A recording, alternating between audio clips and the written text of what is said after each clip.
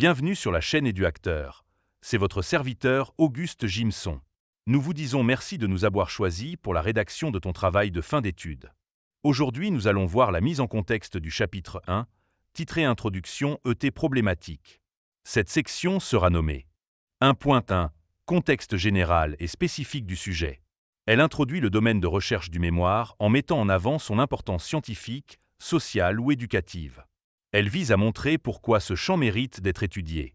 Par exemple, si je souhaite réaliser une étude en éducation, je rappelle que la psychopédagogie, en tant que domaine, permet de mieux comprendre les processus d'apprentissage et les méthodes d'enseignement adaptées. En Haïti, ce domaine est particulièrement pertinent, car le système éducatif rencontre de nombreux défis, notamment dans l'amélioration de la qualité de l'enseignement.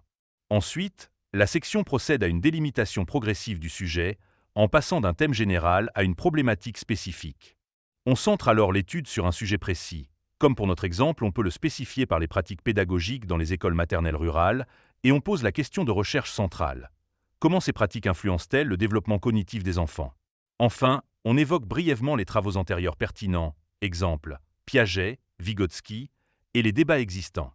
Ces références permettent de situer la recherche dans un cadre scientifique existant, tout en soulignant les lacunes et les controverses qui justifient l'intérêt du mémoire, comme le manque de formation pratique des éducatrices ou les divergences entre approches pédagogiques traditionnelles et actives.